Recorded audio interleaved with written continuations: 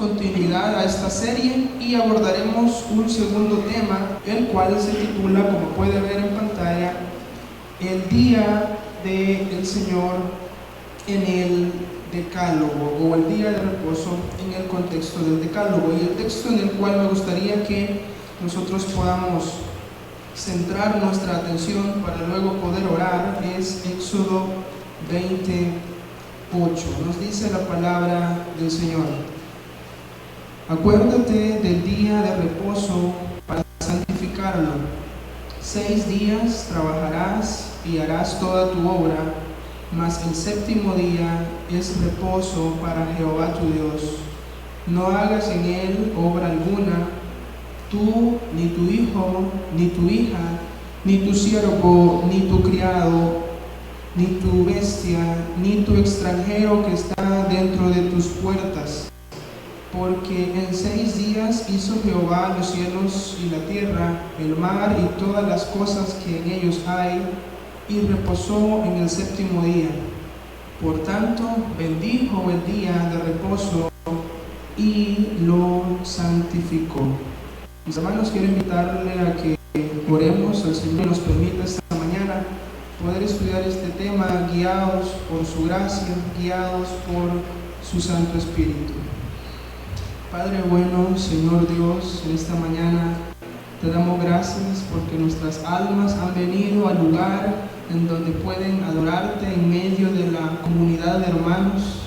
Gracias, Señor, que nos has traído con bien, porque nuestros corazones en estos momentos van a ser expuestos a tu palabra. Te rogamos, Santo Señor, que sea tu Santo Espíritu el que dirija, el que dé la claridad, el que dé, Señor, la gracia para exponer fielmente tu palabra. Pedimos y rogamos que abras nuestros oídos y nuestros corazones a tu palabra para ser alimentados. Que te demos a ti, Santo Señor, la gloria que te merece, la gloria que te dé con Cristo Jesús, nuestro Señor. Amén y amén. Muy bien, mis hermanos, leíamos en Éxodo 28 parte de los 10 mandamientos. Estos responden a los 10 mandamientos, y ahora sí vamos a enfocar nuestra atención en lo que las diapositivas nos muestran. La segunda diapositiva nos muestra una introducción. Para nosotros introducirnos a este tema de esta mañana, es necesario que también recordemos lo que vimos la semana pasada. El tema que se compartía, usted podrá recordar, era el propósito original del día de reposo y su relevancia en la vida del creyente. Y se respondía a una pregunta muy particular, la cual es: el hombre fue creado para trabajar 7 días, 365 días del año.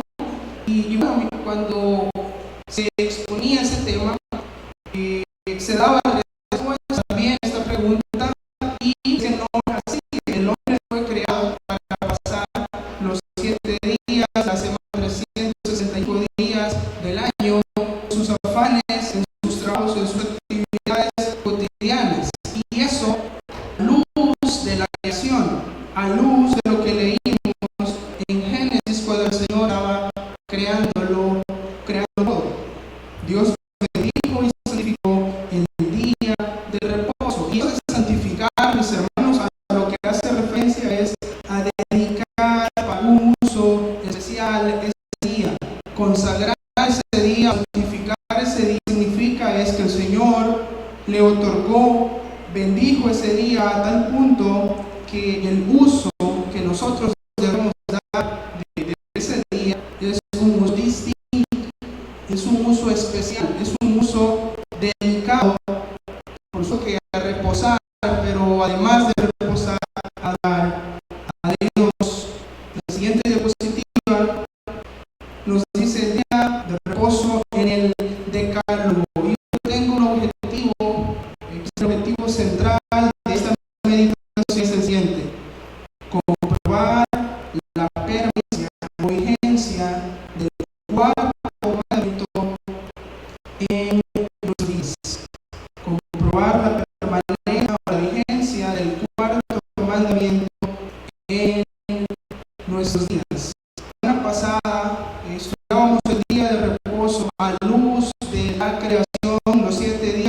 cual es el Señor, lo creó todo. Esta mañana veremos también el día de reposo, pero en un contexto distinto, y es en el contexto de los 10 mandamientos, o también llamado el decálogo. Y quiero pedirle ahora que nos acerquemos a Éxodo 19, de 10 en adelante. Éxodo 19, del 10 en adelante, está ahí mismo en la diapositiva. Éxodo 19, del 10 en adelante. Y antes que demos lectura a la cita, también es necesario que nosotros tengamos presente una realidad, y es que lastimosamente buena parte de la iglesia evangélica de nuestros días, lastimosamente, ha llegado a ver la ley, los mandamientos, la ley moral de Dios con cierto descuido o rechazo, debido a que la Escritura nos dice que nosotros somos salvos no por obras, no por la ley, sino a través de la gracia que es en Cristo Jesús.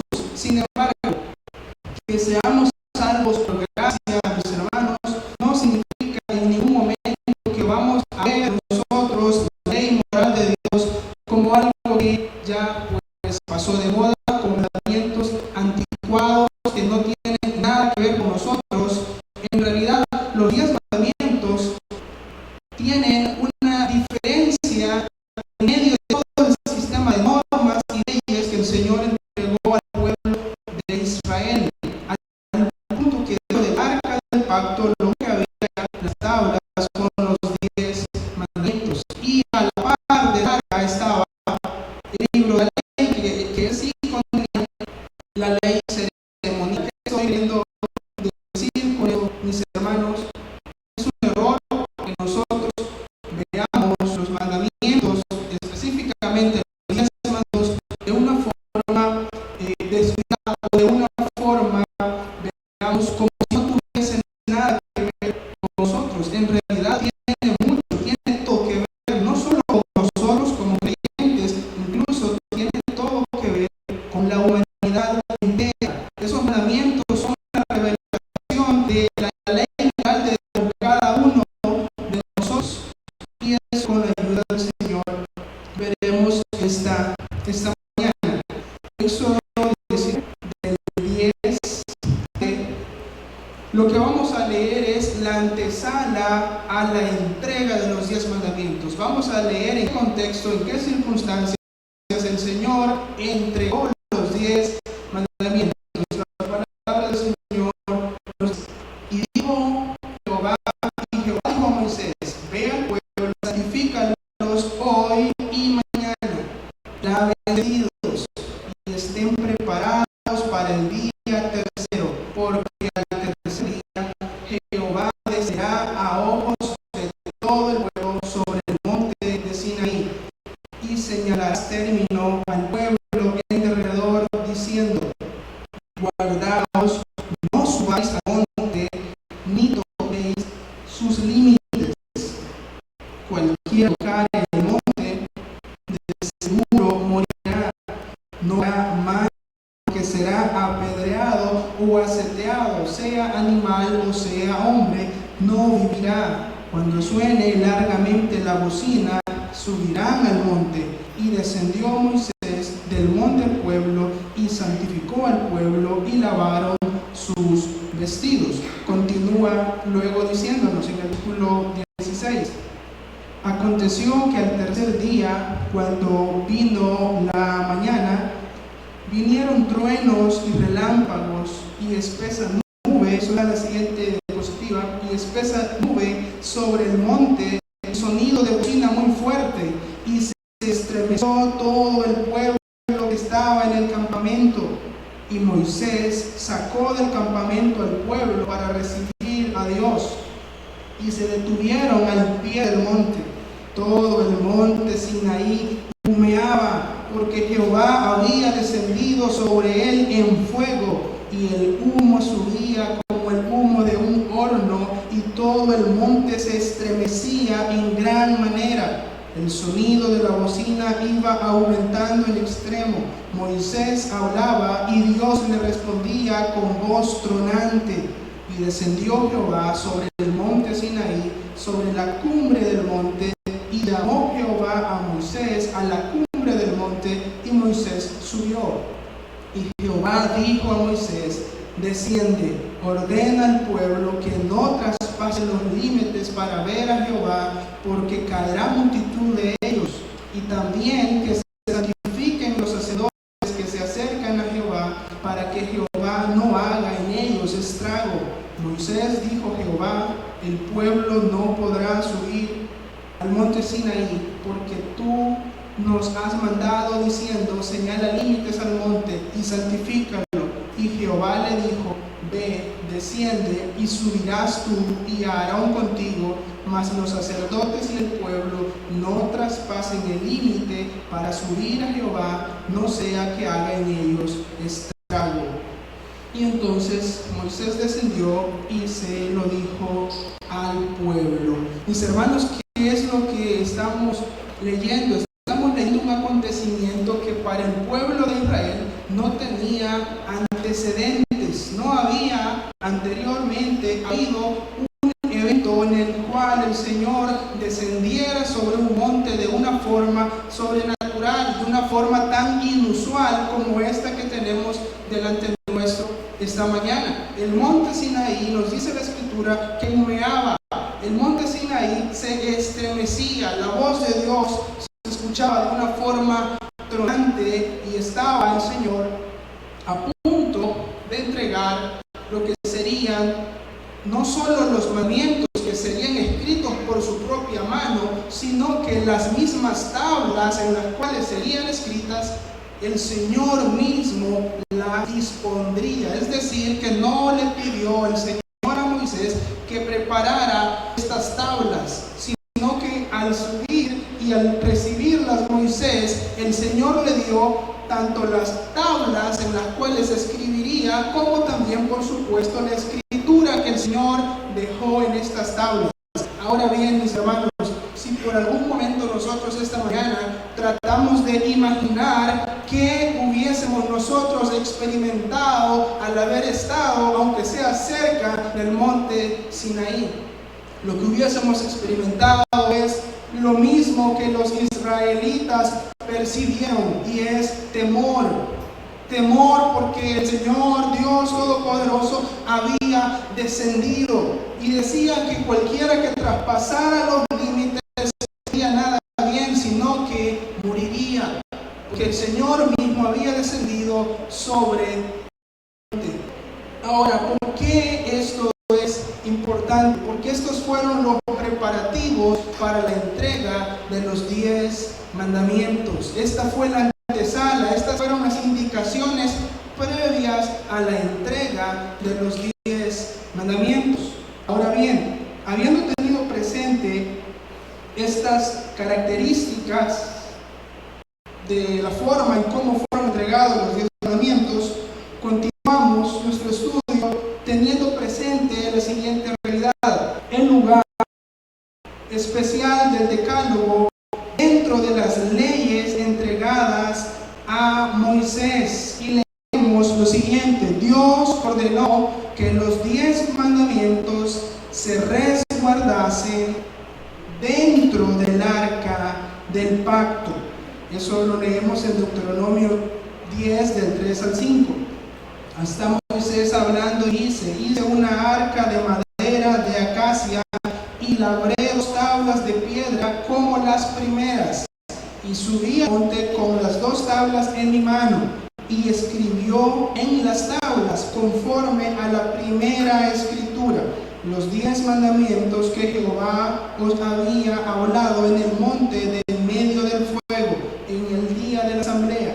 Y me las dio Jehová, y volví y descendí del monte, y puse las tablas en el arca que había hecho, y allí están como Jehová me mandó. Moisés menciona que preparó unas nuevas tablas de forma similar a las primeras. ¿Y por qué estamos hablando de primeras Usted podrá recordar aquella ocasión en la cual Moisés, decepcionado por el pueblo, lleno de frustración, quebró las tablas de los 10 mandamientos. Quebró las tablas en donde los 10 mandamientos estaban escritos. Sin embargo, des cuenta de esta preciosa verdad. El hecho que Moisés hubiese quebrado esas tablas no anuló el hecho que Dios quería que el pueblo de Israel tuviese esas tablas. ¿Y cuál fue entonces la medida o la zona de esta voluntad de Dios? Que Dios ordenó a Moisés que preparara en esta ocasión, que sí Moisés preparara unas nuevas tablas y que volviera a subir al monte, y que nuevamente el Señor escribiría de su misma mano, no unos nuevos o un resumen de los mandamientos, se volvieron a escribir exactamente los mismos mandamientos.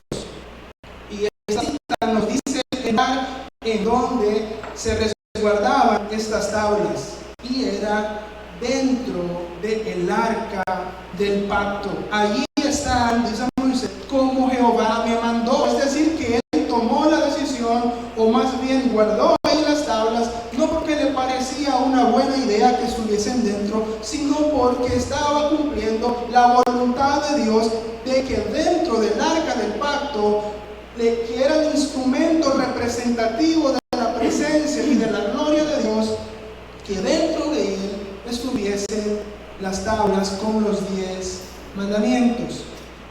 Ahora bien, tenemos también una siguiente cita que está en la misma diapositiva, Deuteronomio 31:26.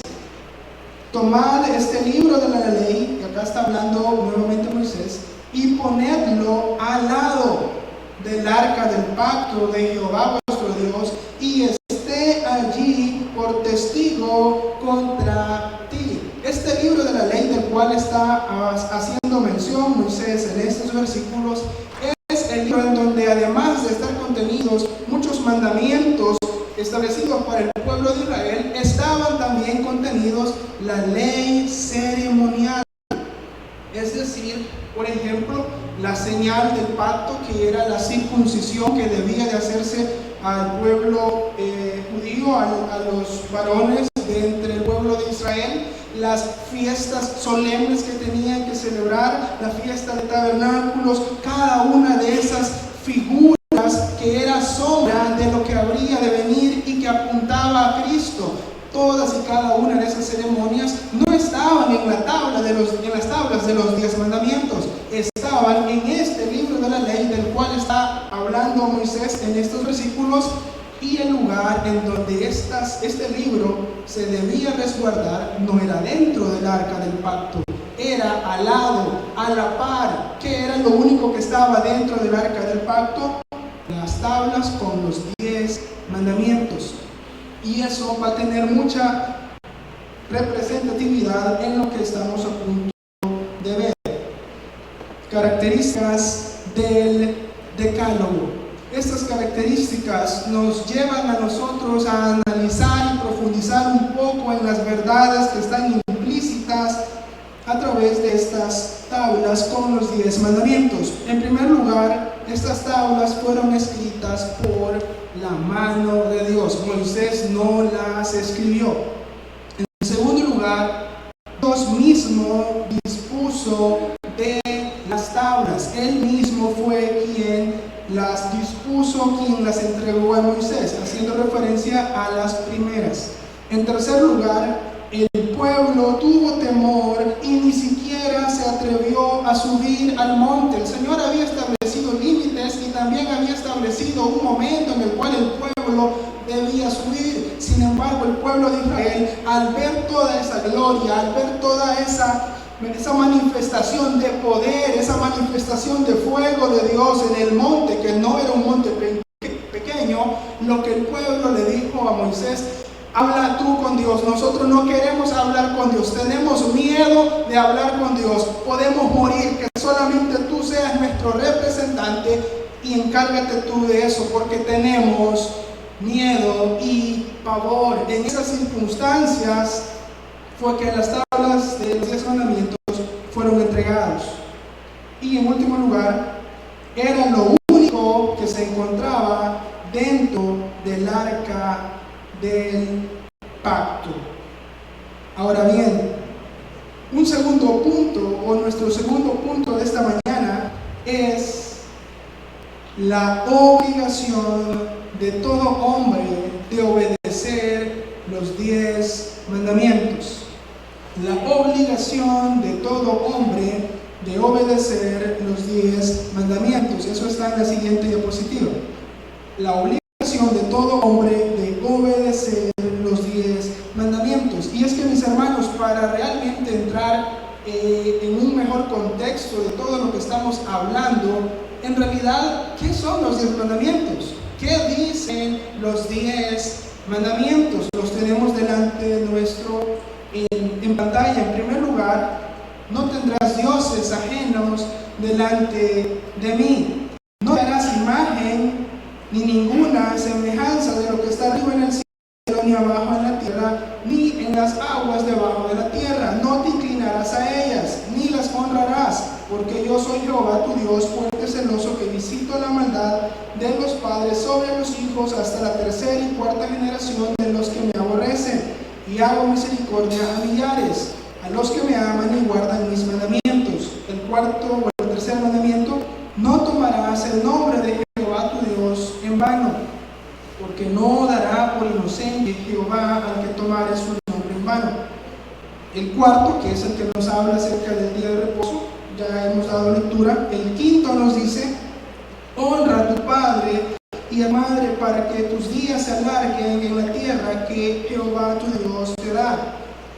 El siguiente: no matarás, no cometerás adulterio, no hurtarás, no hablarás contra tu prójimo falso testimonio. Y finalmente, el número 10: no codiciarás la casa de tu prójimo, no codiciarás la mujer de tu prójimo, ni su siervo, ni su criada, ni su buey, ni su asno, ni cosa alguna de tu prójimo. Mis hermanos, estos mandamientos, como él puede ver, no tienen ningún tipo de relación con fiestas del pueblo de Israel. No tienen nada que ver con actos externos, ceremoniales, como lo era la circuncisión, por ejemplo. Tiene más bien esto que ver con la conducta del ser humano, con la actitud que brota del corazón de todo ser humano, al punto de vivir, en primer lugar, amando a Dios por encima de todo, y en segundo lugar, amando al prójimo como a nosotros mismos. El cumplimiento de estos mandamientos es el amor a Dios y el amor al prójimo. Pero ¿por qué están delante nuestro estos mandamientos? Para que cada uno de nosotros estemos conscientes que no tienen absolutamente nada que ver con leyes ceremoniales, con fiestas, con distintas ceremonias del pueblo judío. No tiene nada que ver, sino más bien se enfocan directa y explícitamente en nuestra conducta, en las intenciones de nuestro corazón, en la forma en la cual nosotros vivimos día con día, la forma moral, la forma ética, la forma justa, la forma correcta y santa en la cual nosotros debemos vivir, la encontramos reflejada en estos 10 mandamientos, de entre los cuales el número 4 nos dice que no debemos de dedicar los 7 días al trabajo y a las actividades seculares, sino más bien hay un límite y nos dice, podemos regresar a la diapositiva, es esta misma la que lo tiene en la parte superior: acuérdate del día de reposo, no olvides el día de reposo. El Señor está diciendo, existe un día para reposar y no debemos olvidarlo. Sin embargo, teniendo ya todos nosotros claro que los 10 mandamientos se enfocan, resumen y hacen un reflejo de la voluntad de Dios para que nosotros seamos seres humanos morales, rectos, justos, éticos, pasemos ahora a la siguiente interrogante: ¿qué hay de aquellos pueblos que no conocieron o que al día de hoy no conocen ni la ley judía, ni la ley ceremonial judía, y tampoco los 10 mandamientos? ¿Será que están ellos obligados a obedecer los 10 mandamientos, aun cuando no los han conocido? Pues bueno, Pablo tiene algo que decirnos al respecto en Romanos 2, del 14 al 15. Porque, dice Pablo, cuando los gentiles que no tienen ley hacen por naturaleza lo que es ley, estos, aunque no tengan ley, escucha lo siguiente, son ley a sí mismos, mostrando la obra de la ley escrita donde en tablas, no está en sus corazones, dando testimonio su conciencia y acusándoles o defendiéndoles sus razonamientos. ¿Qué es lo que significa? Lo que significan estas palabras. No solo Pablo, Dios mismo, que es el escritor de toda la Biblia, está muy consciente y al tanto que hay pueblos que no recibieron o que no han conocido la ley, no han conocido los 10 mandamientos. Sin embargo, nos dice la palabra del Señor, ellos tienen escrito en sus corazones la obra de la ley, tienen una conciencia que les acusa o les defiende sus razonamientos. Ahora podemos nosotros ver esto a través de ejemplos cotidianos. Por ejemplo, cualquier delito establecido por las leyes humanas, como el asesinato. Nosotros vamos al centro de la ciudad y vemos frente nuestro a un asesino que dispara sobre un grupo de personas y caen muertas. Mis hermanos, todos, absolutamente todos nosotros vamos a juzgar y lamentar eso y vamos a decir que hombre más acaba de matar a un grupo de personas. Y eso lo va a decir tanto nosotros que somos creyentes como también cualquier persona atea o profese cualquier otra religión, porque es sabido y es entendido de forma prácticamente natural lo que es bueno y lo que es malo. Y eso de matar no tiene pues nada de bueno y todo el mundo lo da por hecho. Está sentado ya de forma natural en nuestras conciencias. Cuando hablamos de distintas situaciones que ocurren en la vida cotidiana, podemos hablar de una persona que ha mentido, que ha engañado, que ha estafado, y todos, sean creyentes o inconversos, reconocen que la mentira y que la estafa no es buena, sino que es por supuesto mala, es una deshonra, es un delito. La fornicación y el adulterio y cualquier tipo de desorden en la vida sentimental de una persona es entendido que eso no es bueno. Hermano, ¿por qué estoy haciendo mención de todas estas, veamos que estos pecados que podemos ver a flor de piel día con día? Porque aunque no hayamos nosotros leído los 10 mandamientos, cuando vemos estos pecados en la vida cotidiana, todos, sean creyentes, no sabemos, no es bueno. Sabemos que eso es pecado, sabemos que eso no es lo correcto, sabemos cuál es el camino y la ruta de lo correcto y justo. Y cuando alguien camina por la injusticia, de la mentira, del robo, de la actuación, del adulterio, todos sabemos que eso es pecado, eso no es bueno. Ahora bien, de una manera similar, las conciencias, no solo de nosotros que somos, formamos parte de países occidentales, también de cualquier otra región, nos dice Romanos 2:14, que las conciencias acusan a cada persona que testifica la obra de la ley escrita en sus corazones, aunque no hayan recibido tablas como sí lo recibió el pueblo de Israel. Cada persona tiene una conciencia, tiene un corazón en el cual el Señor ha escrito la obra de la ley para testificarles, para defender o para acusar sus razonamientos.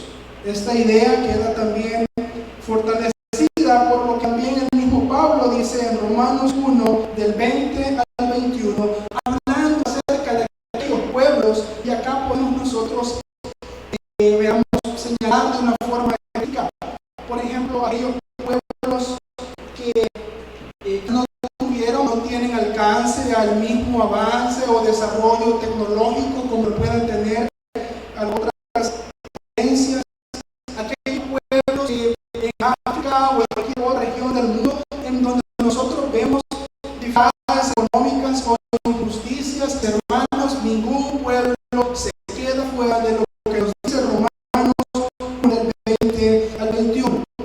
Porque las cosas invisibles de Él, hablando de Dios, su eterno poder y deidad, se hacen claramente visibles desde la creación, siendo entendidas por medio de las cosas hechas, de modo, lea conmigo, que no tienen excusa, pues habiendo conocido a Dios, no le glorificaron como a Dios, ni le dieron gracias, sino que se envanecieron en sus razonamientos. Y luego que se envanecieron en sus razonamientos, y su necio corazón fue entenebrecido. Si eso pudiéramos resumirlo en 2 o 3 palabras, sería de modo que no tienen excusa. Conocieron a Dios, ¿de qué forma? A través de las cosas hechas, el eterno poder y deidad de Dios, sus atributos, de su grandeza, de su existencia y de lo que es justo y verdadero, queda testificado a través de las cosas hechas. Nos referimos a la creación misma, a la naturaleza, al universo, a todo lo que nos rodea. Y las personas, aunque no tengan acceso a la Biblia, aunque no hayan tenido acceso a la ley que Dios reveló al pueblo de Israel, aún con todo, no tienen excusa. Porque lo que conocen de Dios les ha sido manifiesto, y a pesar de eso, a pesar de haber conocido a Dios, nos dice este versículo, no le glorificaron como a Dios, no le obedecieron, no le tomaron en cuenta, ni le dieron gracias, sino que cometieron lo peor que todo ser humano puede hacer, y es envanecerse en sus propios razonamientos.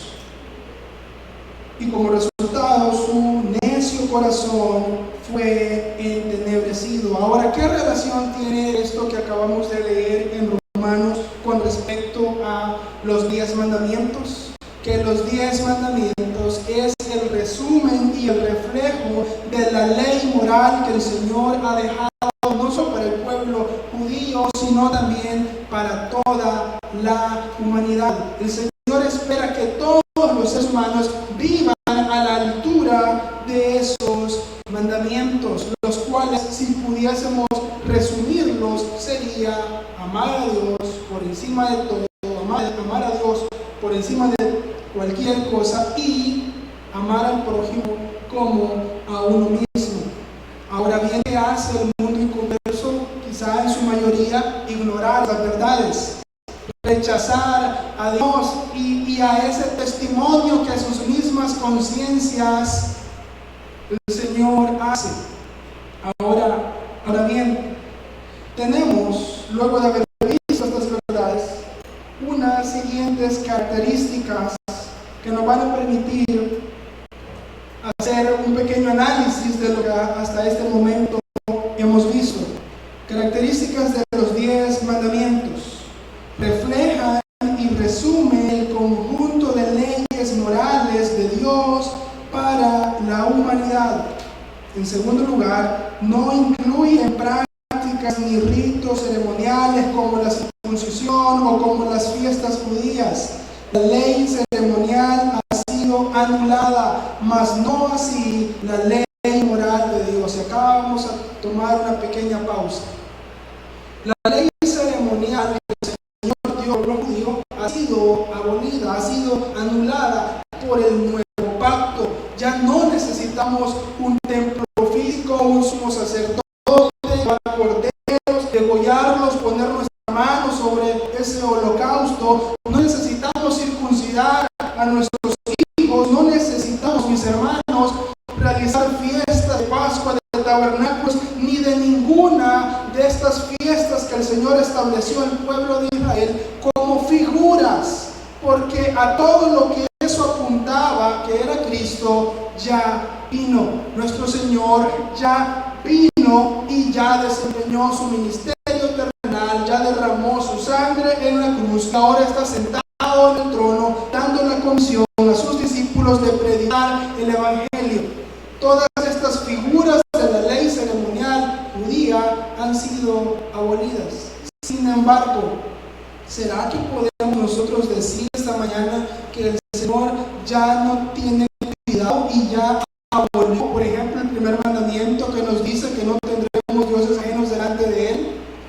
No ha sido abolido. El hecho de no matar, no hurtar, no adulterar, ¿será que eso el Señor lo anuló y ahora lo tiene sin cuidado? Si nosotros adulteramos, matamos o hurtamos o somos egoístas, mi hermano, eso no ha cambiado. Y es por eso que los 10 mandamientos se distinguen, se diferencian de entre todo el sistema legal, todo el sistema de normas que el pueblo de Israel recibió, porque estos mandamientos, me refiero a los 10 mandamientos, centran su atención en el aspecto moral. ¿Y qué es el aspecto moral? El aspecto moral es aquello que le da al ser humano la ética, la rectitud, la honestidad, la justicia para ser un ser moral, una persona de bien.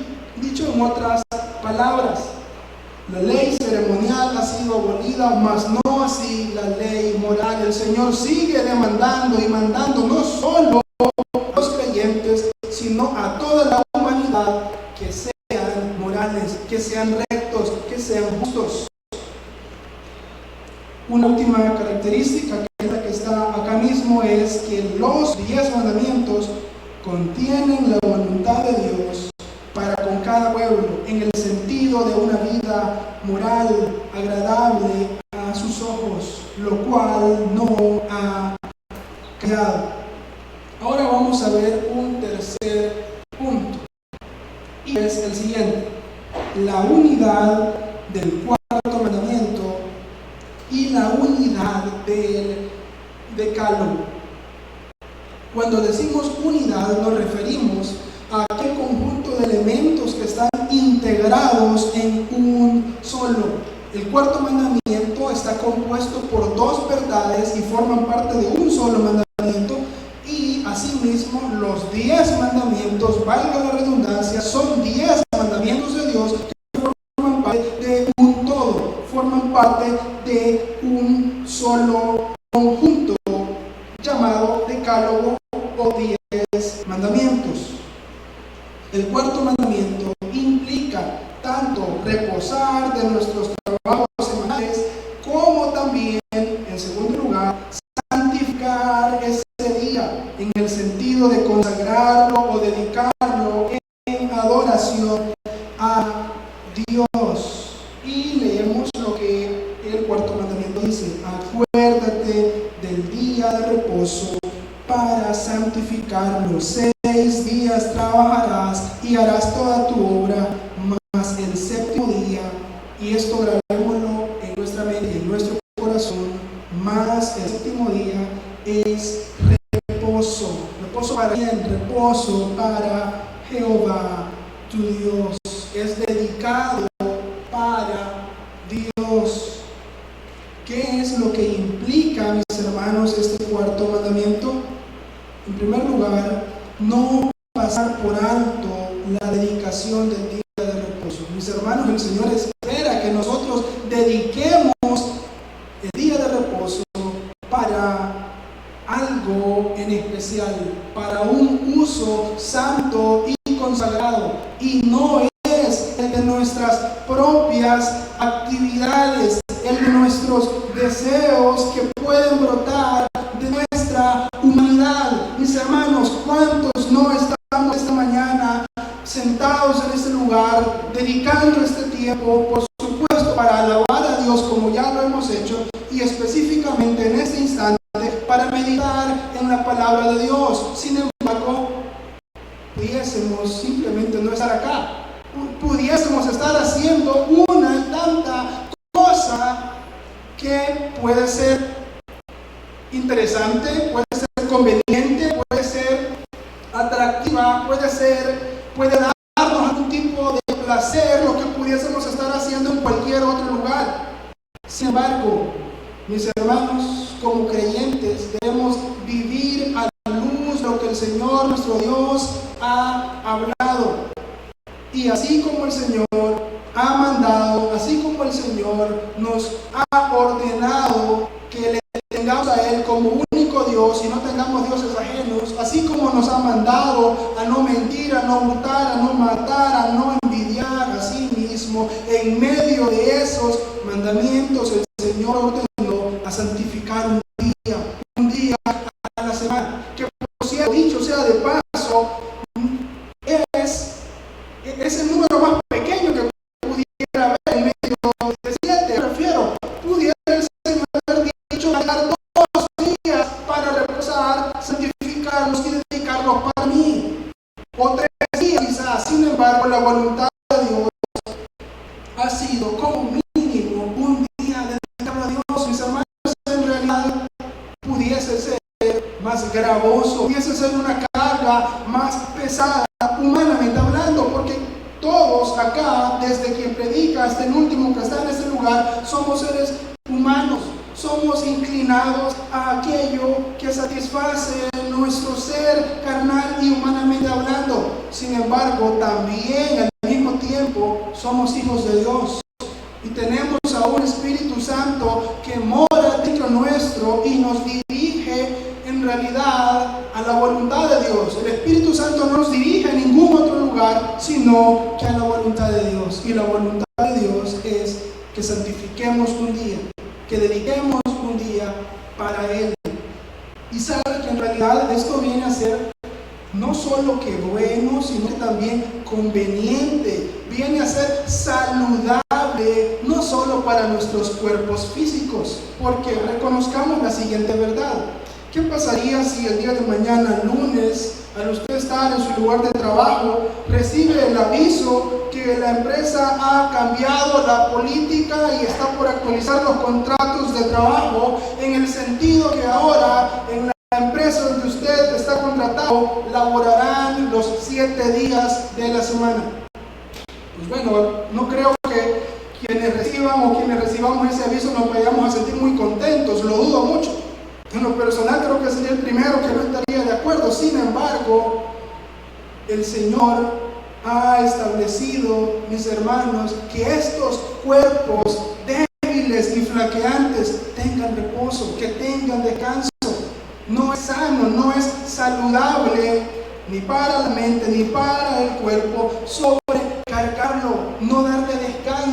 Es algo que puede venir a acarrear distintas enfermedades para este cuerpo. Sin embargo, dejemos eso a un lado y enfoquémonos en aquello que tiene todavía mucho más peso y mucho más valor, mis hermanos, y es la salud espiritual de nuestras almas, la salud espiritual de cada uno de nosotros. ¿Qué es lo que hacía la iglesia primera, la iglesia primitiva?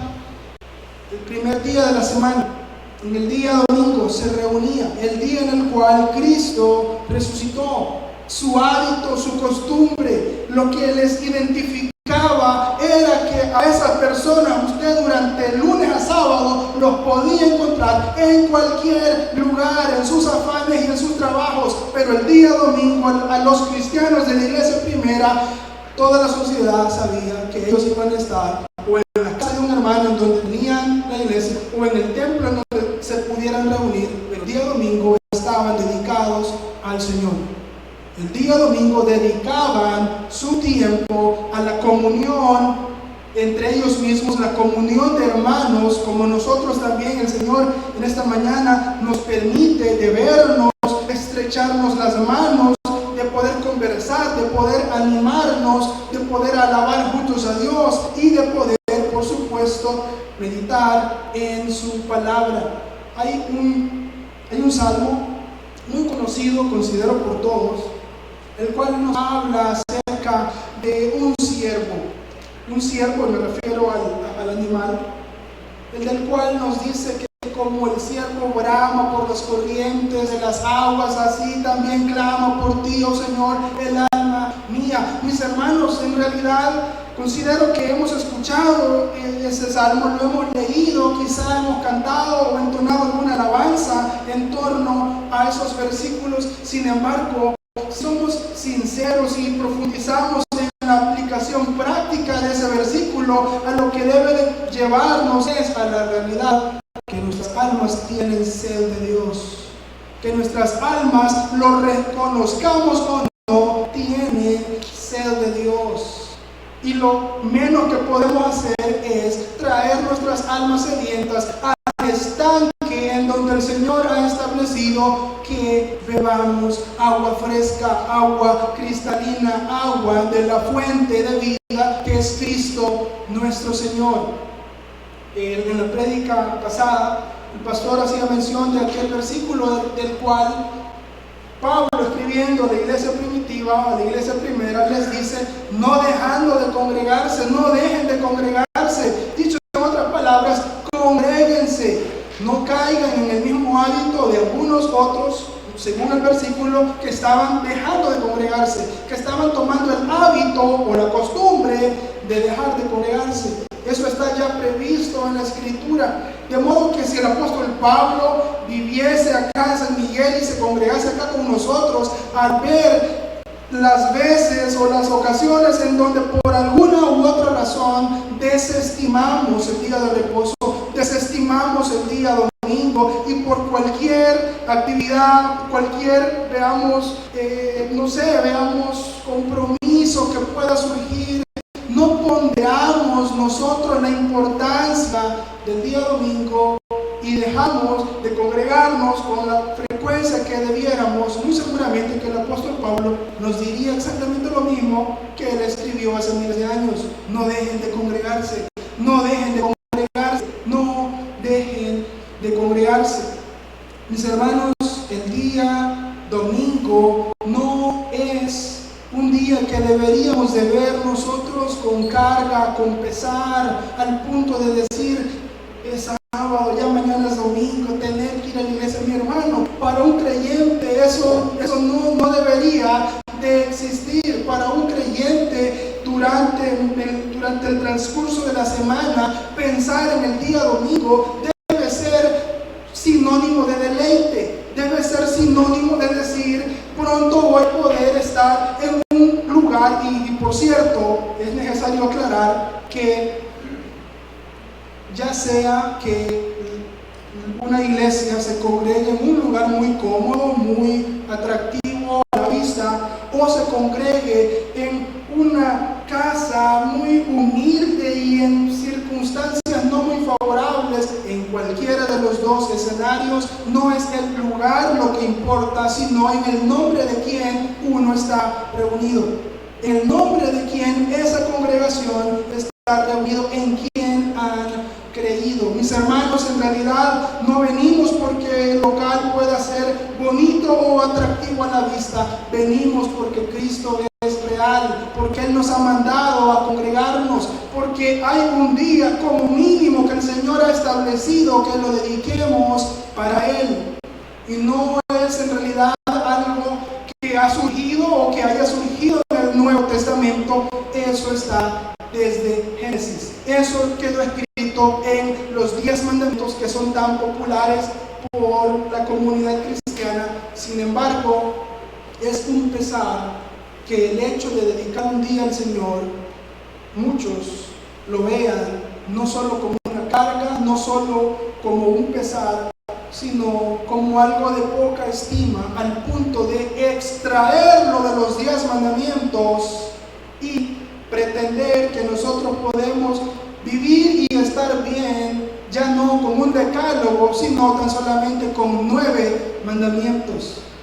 Los 10 mandamientos son una unidad, son un todo, son la manifestación de lo que el Señor espera de cada ser humano, y dentro de ello está incluido que la persona dedique por mínimo un día al Señor. Ahora bien, aparte de esta primera implicación, que es la de no pasar por alto la dedicación del día de reposo, la segunda implicación nos dice reposar para Dios. Debemos reposar para Dios, dedicarnos a Dios, enfocar nuestro tiempo y alabanza a Él y su palabra. Sin embargo, estamos hablando que el cuarto mandamiento, a pesar que tiene dos verdades, la primera es la de reposar y la segunda es la de santificar el día. Hagámonos entonces la siguiente pregunta: ¿por qué deberíamos de dividir y partir por la mitad ese mandamiento? Es decir, con respecto al reposo, ¿será que en los tiempos antiguos testamentarios los cuerpos de los israelitas necesitaban reposo? Por supuesto que sí, lo necesitaban, era bueno, era saludable y era un mandamiento.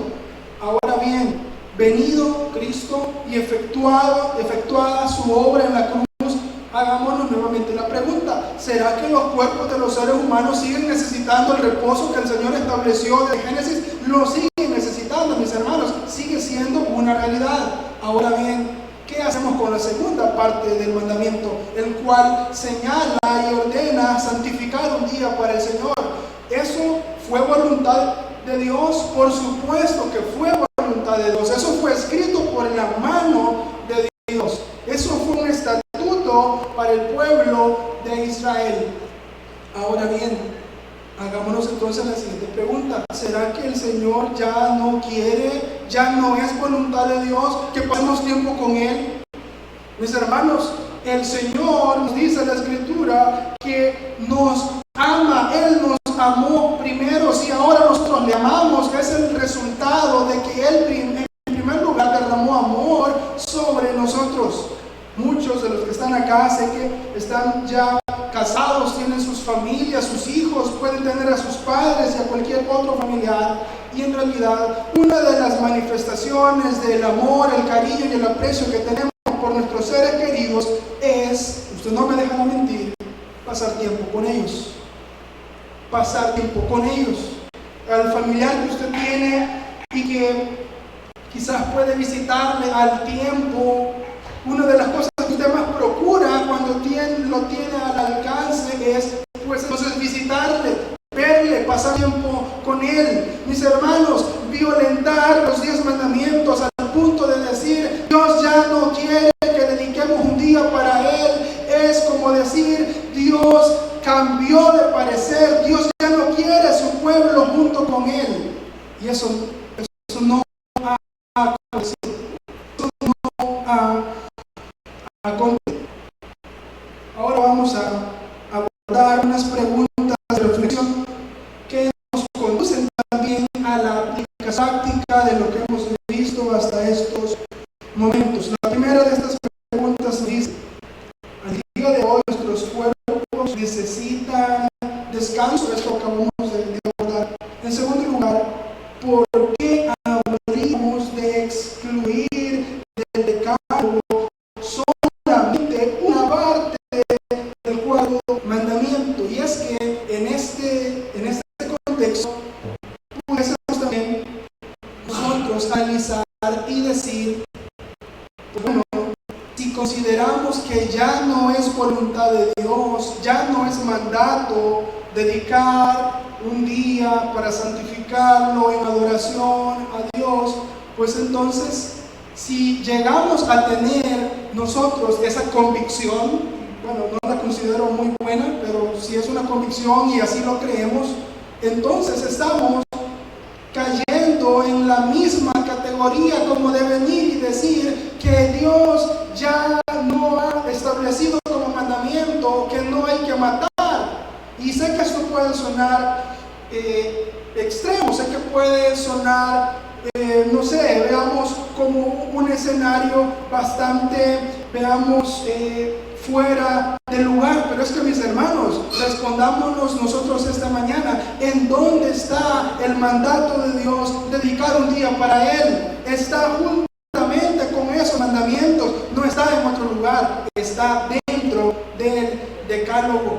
Y violentar una parte del decálogo es violentarlo todo, es violentar el conjunto de normas. Además, no tenemos ningún mandato explícito ni implícito de Cristo en donde Él nos diga ya no guarden un día para el Señor. Por cierto, hablando del día en específico, no hemos dedicado esta meditación a abordar el hecho del cambio del día de reposo, en el sentido que, para contextualizar un poco, la creación se desarrolló, como ustedes saben, en 7 días, en donde el primero de estos días fue el día domingo y el séptimo fue, como usted puede deducir, el día sábado, que era comúnmente conocido por el pueblo de Israel como el día de reposo. Y en la próxima prédica, en la próxima meditación de esta serie, se abordará ese análisis acerca del cambio del día de reposo. ¿Por qué no nos reunimos en sábado? ¿Por qué no hemos nosotros reunido en día sábado? Es algo que se abordará en la siguiente prédica. Sin embargo, mis hermanos, la realidad que tenemos delante nuestro esta mañana es que el mandato de dedicar un día para el Señor está dentro del decálogo, en un resumen de normas morales, no ceremoniales. Una segunda pregunta de reflexión es: ¿cómo podemos crecer en conocimiento y amor a Dios si no pasamos tiempo con Él? La verdad es que es muy difícil crecer en conocimiento y amor a Dios si no pasamos tiempo con Él. Es muy, pero muy difícil.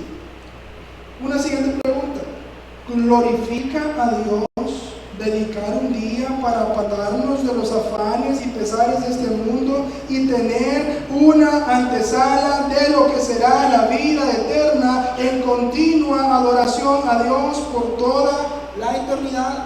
¿Saben, mis hermanos, en cuanto a la vida venidera, ese espacio y tiempo en el cual estaremos eternamente con el Señor, lo más parecido que en la tierra podemos encontrar es algo como esto: una asamblea, una reunión de siervos y de ovejas reunidos en el nombre del buen pastor, viniendo acá por Él y para Él.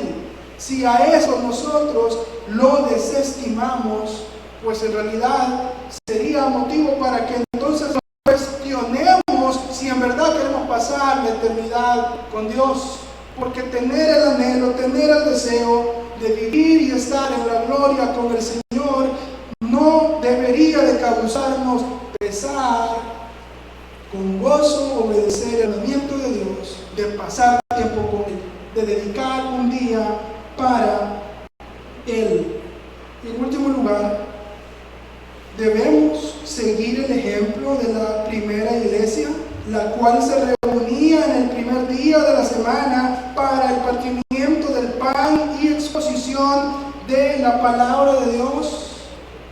Muchos hermanos, y comparto esa idea, comparto esa postura de tomar a la iglesia primera como el parámetro y como el ejemplo a seguir. Por supuesto, eso es bueno, eso es sano, debemos de pensar así. Pues entonces deberíamos también de reconocer la realidad que la iglesia primera tenía dentro de sus hábitos y prácticas reunirse el primer día de la semana, reunirse el primer día de la semana. Y antes de finalizar, sería bastante bueno poder también hacernos unas preguntas quizá un poco controversiales en cuanto a lo que hemos visto.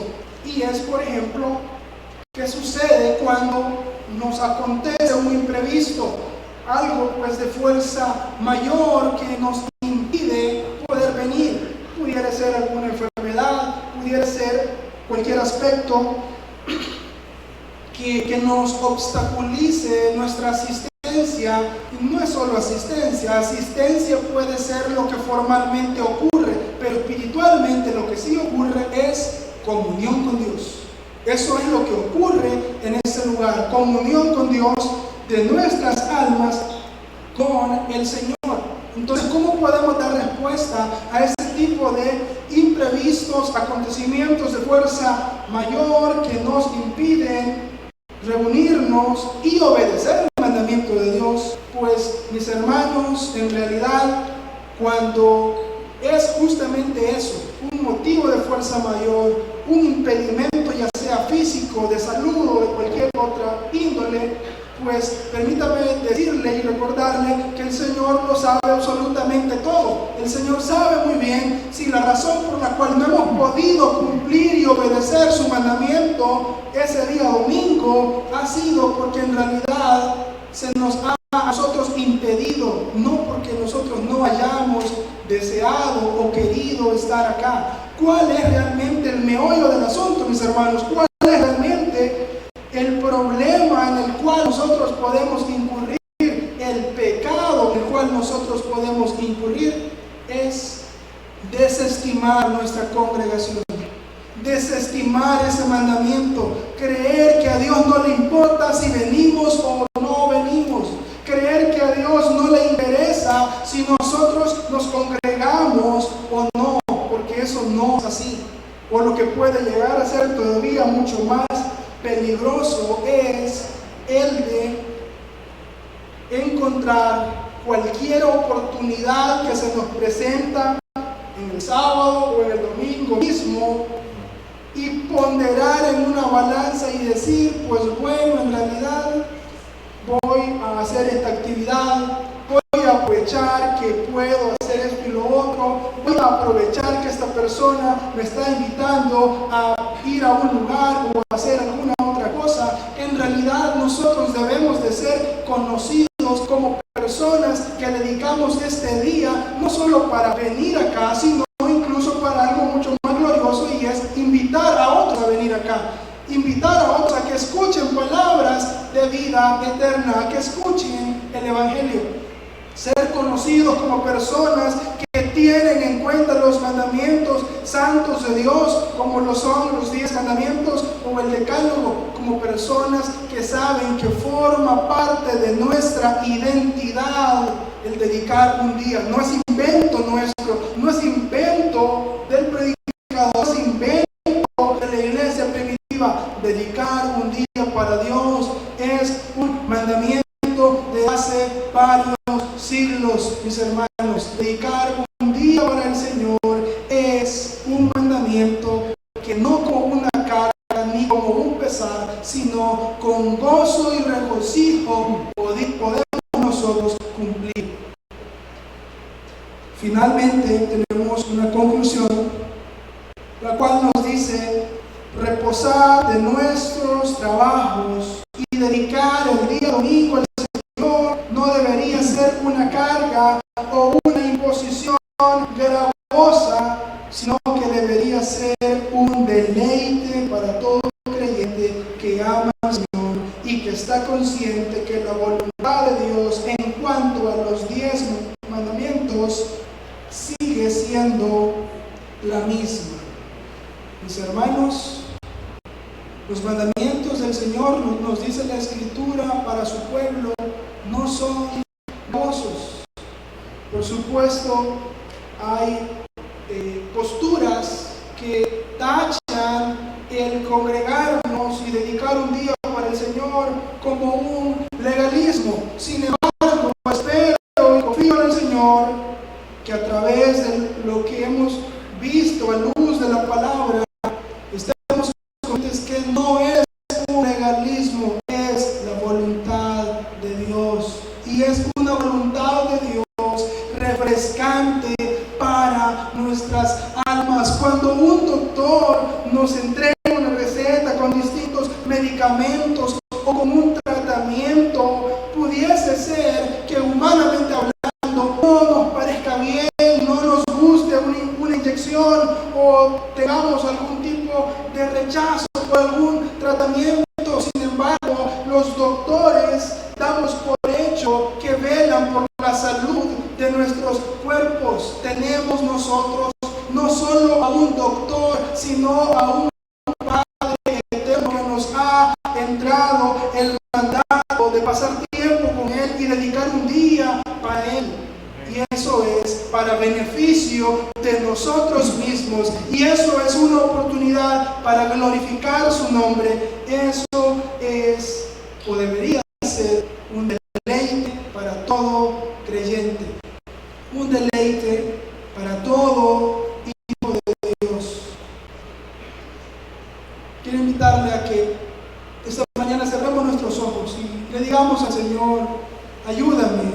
Señor, a ver tus mandamientos con gozo, con regocijo, a poder ver el hecho o el mandato de congregarme como una oportunidad para obedecer con alegría, para llevar mi alma al lugar en donde puede ser saciada, en donde mis cargas pueden ser aligeradas, en donde el estrés y los pesares de la semana pueden ser dejados a un lado para encontrar en ti reposo. Sí, Señor, te pedimos justamente eso, Señor, en medio de los males, las dificultades. Santo Señor, nos enseñes a encontrar en ti nuestro descanso.